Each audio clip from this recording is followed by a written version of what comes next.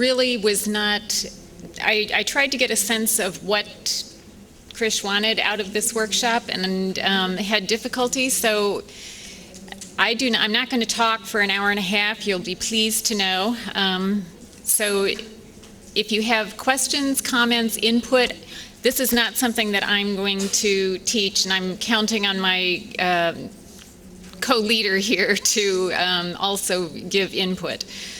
What I'm going to do is just sort of to introduce things. There are two things I'm going to do. I'm going to go through the American Academy of Pediatrics approach to developmental screening and surveillance, and just sort of outline their recommendations. And then I'm going to introduce you to a website that might be of particular, that was designed for physical therapists and primary care physicians, to be an early reference for what do you do if you have a child with motor delay.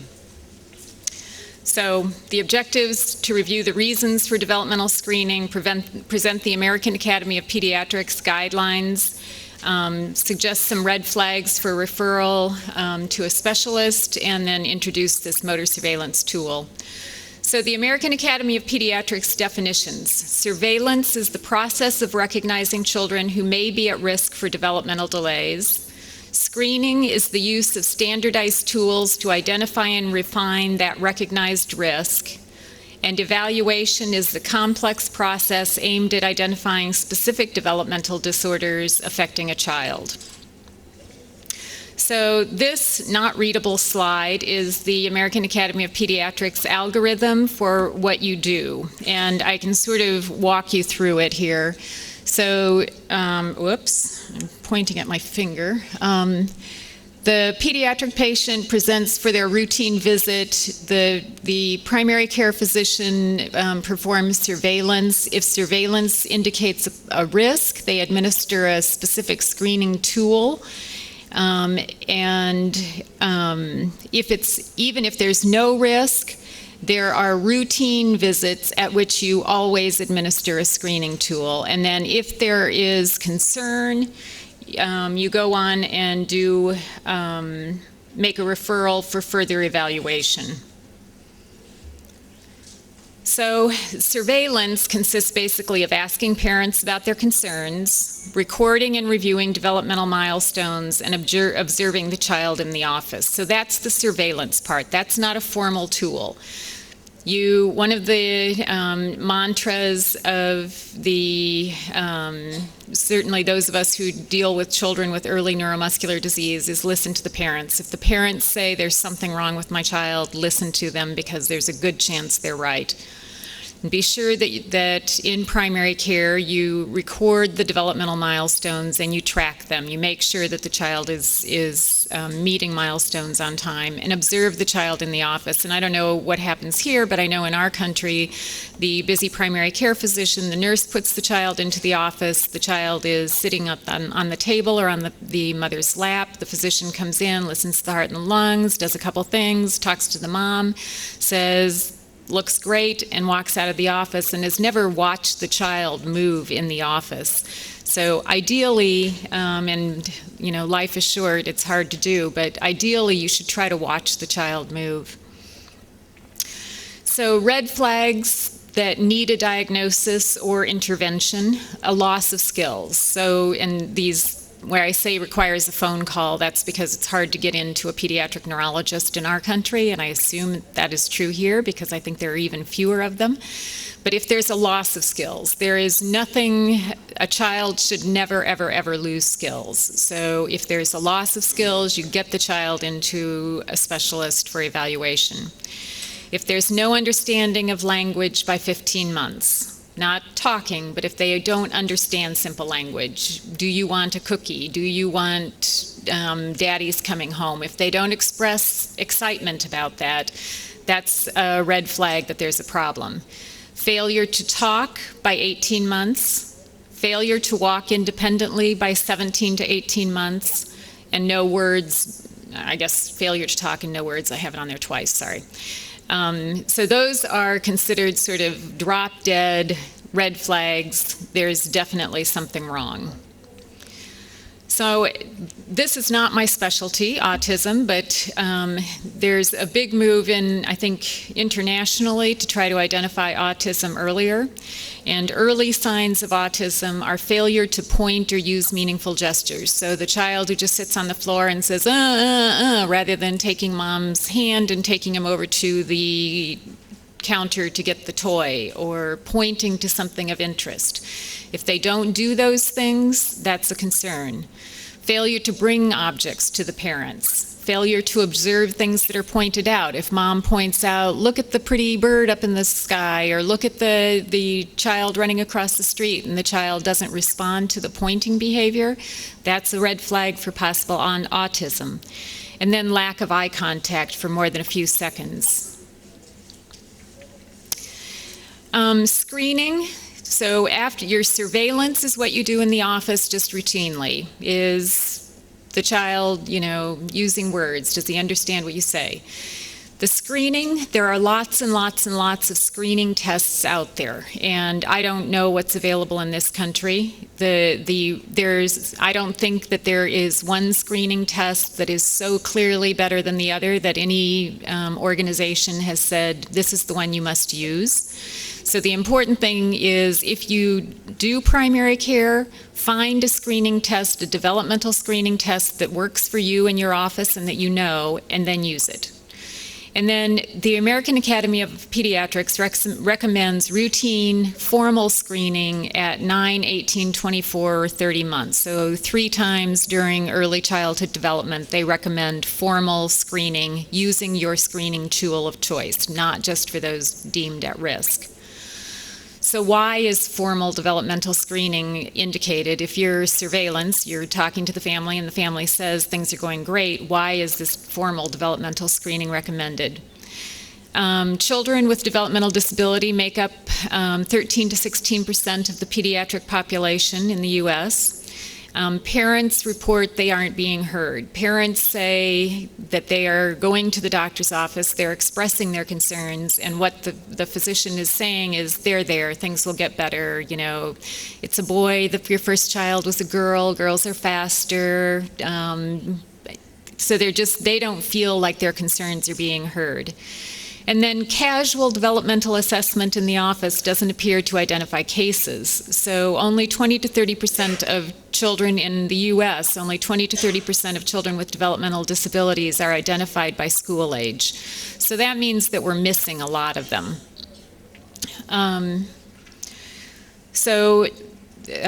Why the screening tool? I mentioned delayed diagnosis in autism. This is data from the 80s and 90s. Parents' first concerns were raised when the children was 15 to 22 months. They were generally seen by a specialist somewhere between 20 and 27 months. So that can be quite a long lag time between first concerns. In a German study, first symptoms had a mean of 15 months, and a diagnosis was made at 76 months. And in children with Asperger's syndrome, the mild variant of autism, it was even worse. First symptoms recognized by family at 26 months, and a diagnosis made at 110 months. And there's growing evidence that intervention before age 5 leads to better outcomes. So that means we have to do a better job at identification. The same is true in the motor disabilities. As part of MD StarNet, we did a surveillance study of 5 centers, or 5 states, 5 geographic areas, and looked at when parents did a chart review and looked at when parents first reported the earliest signs and symptoms. It was about 2.5 years in patients with Duchenne muscular dystrophy. They first told their healthcare provider at 3.6 years. So that's something that's an education thing that we have to do with the families. So the symptoms occurred at 2.5, and they were aware of it, but they didn't bring it up with their provider until 3.5. That's not our fault.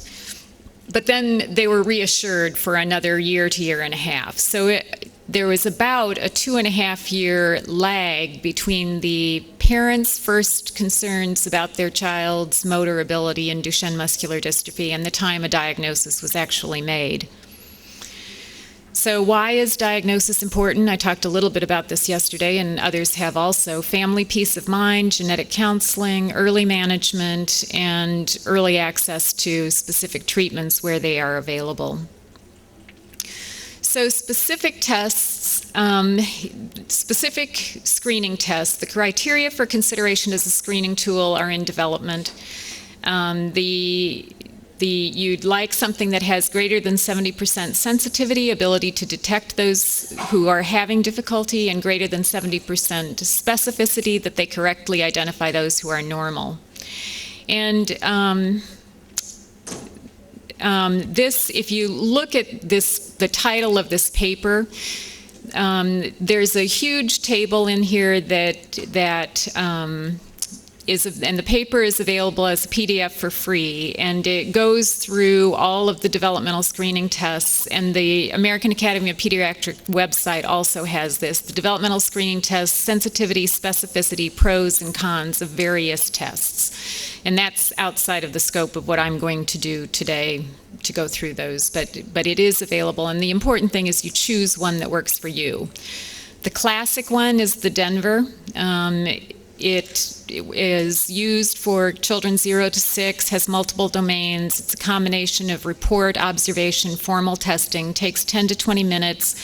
And I point out that it's extremely low specificity and sensitivity, it's primarily sensitivity. So the Denver is really out of, I don't know whether anybody uses that here. Yes, no. So it was the standard, it was what I was trained on, but the sensitivity is really extremely poor, and it's out of favor. The Ages and Stages questionnaire is one that I think a lot of people in my area of the country are using. It is valid from 2 months to 5 years.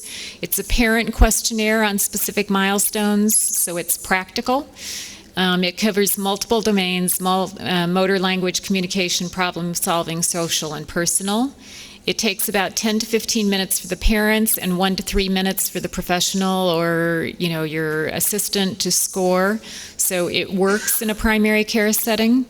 Sensitivity and specificity, sensitivity 0.7, specificity 0.91, so those are reasonably good numbers. Easy to administer, easy to learn, readily available.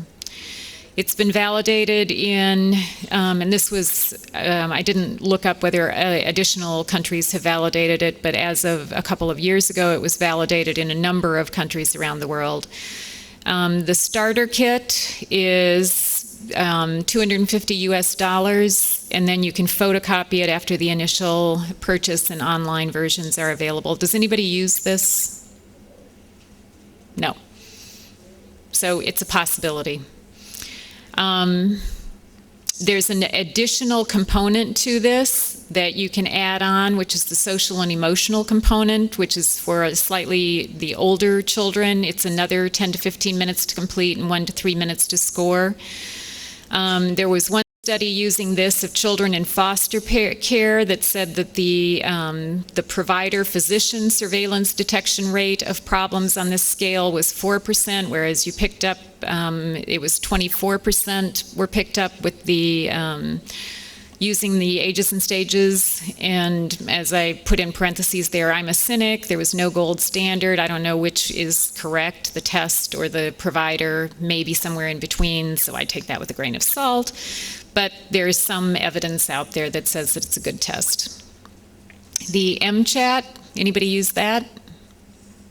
These may not be available in your language or languages of those who you care for. I don't know. Modified checklist for autism in toddlers. This is another one that's extremely commonly used. Again, it's very easy. It's valid up to 30 months. It's 23 questions, parent report. They fill in a little circle.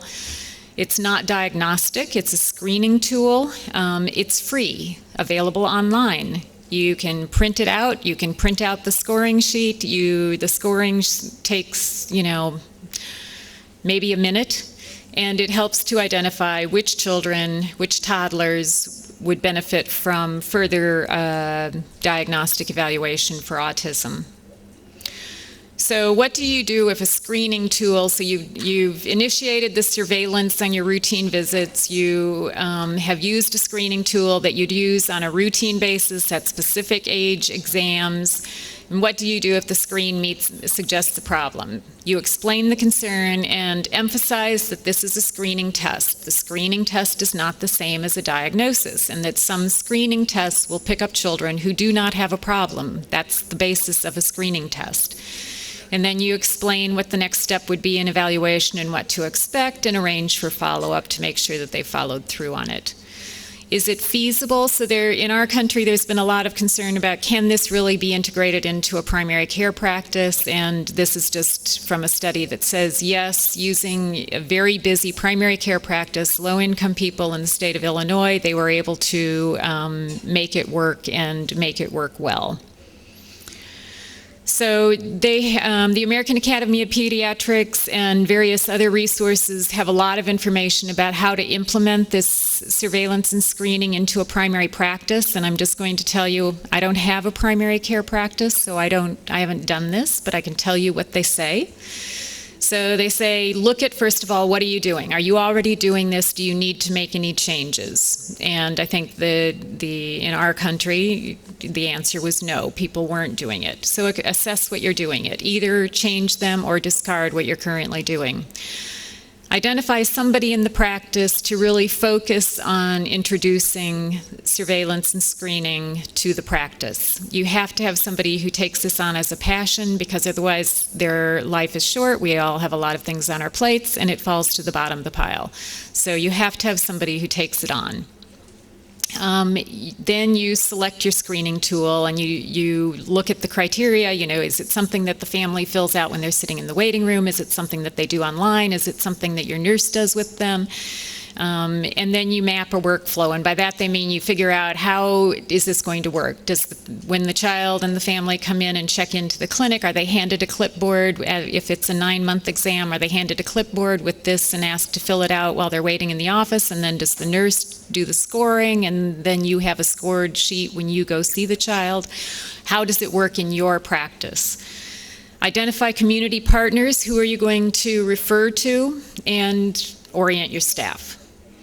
Screening is not perfect. Duh. Of course it's not perfect. So this is a table that shows the concordance between a screening tool and a physician rating. And it just, so, oops, I did the same thing.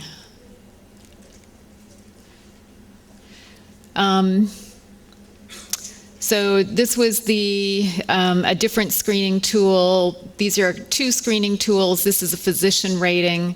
And the screening tools, you can see, are not necessarily going to be concordant, because they're different tools and they have different sensitivities. They ask different questions, and the physician ratings are also different. So they're not perfect, and there is not a perfect tool. The important thing is to do something. So the evaluation steps. So you've done screening, or you've done surveillance, you've done screening, and now you're ready to do the evaluation. The evaluation is trying to find out what is the underlying explanation for the child's developmental disability. It can be started by a primary care provider. Is imaging needed? You review we have newborn screening, you review the newborn screening. If they're a male, do a CK. If you consider some chromosomal analysis. You investigate the family history, see if that gives you any clues, and be prepared to discuss the results. Adjust the family's expectations. In our country, it's a big problem that families expect the physician to come up with a specific explanation for why the child is delayed. And about 50% of children with developmental disorders in our country do not have a cause identified. So if the family comes to you expecting, or starts the evaluation project expecting to have a diagnosis, they may not. The other thing that we emphasize is that we use the term developmental delay, but very often delay does not, people think of delay meaning that you're going to catch up. You're just a little bit slower, but you're going to catch up and be normal. And many of the times that we pick somebody up with developmental delay, they are not going to catch up and be normal. So that's another education piece with the family. Where to refer, this is going to be local resources, diagnostic evaluation, so you're going to do a therapeutic intervention with physical therapists, early developmental stimulation, whatever your local resources are, and then diagnostic, child neurologist, genetics, if there is a strong history that would suggest cerebral palsy, maybe a developmental behavioral pediatrician, orthopedist, so you know your local resources. Delayed walking is usually not a bone or joint problem. Don't refer those to orthopedics. That's something that we see commonly in our situation. So that's sort of the summary. I've just summarized the American Academy of Pediatrics recommendations. And I'm going to go ahead and introduce this website, and then we'll open it up to comments, and I can bring the website live. So this is a website that was developed by a national task force funded by the Centers for Disease Control in the U.S., and the reason for doing it was to promote early identification of children with neuromuscular disorders. So there's been a big push to identify children who have autism early, and the children with neuromuscular disorders were being lost. And so we were focusing on those between the ages of 6 months and 5 years. These are the alphabet soup of all the various organizations that participated in developing this website, and our key messages are recognize motor delay, listen to the parents, know how to examine a child for weakness, initiate a diagnostic evaluation if a child has significant motor delay, the little mantra, developmental delay, do a CK, rhymes, has a nice rhythm, early diagnosis is important. Our target audience was primary care providers, trainees across disciplines, and therapists working with young children. And the website, which I'm going to just show you a couple screenshots of, and then I can bring up live if people are interested, looks like this roughly. At the bottom there is, I keep doing that.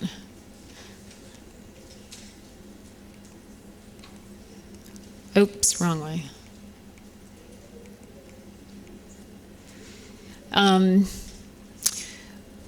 So there are, actually I'm going to go back to the other one. Yeah, under signs of weakness, there is a drop-down menu there that has a section that is designed for specialists and therapists, and that's more detailed. The bulk of the website is designed for primary care physicians, and the concept was that it would be something that you could access quickly if you needed to make a quick decision without wasting a lot of time. If you're interested, we can try to pull these up, but there's a very nice video library that has both normal children doing the various tasks that we recommend that you look at, and then children with a wide range of neuromuscular disorders. Now, we've seen some nice videos earlier today, I think, but there are some nice videos on this. So the core signs of weakness, videos over here, and so you can pull these up, and the concept is that you can look at them very quickly and see, does this look like a Duchenne gait? So there's also didactic information, key motor milestones, some clinical cases, and some links for more specific information.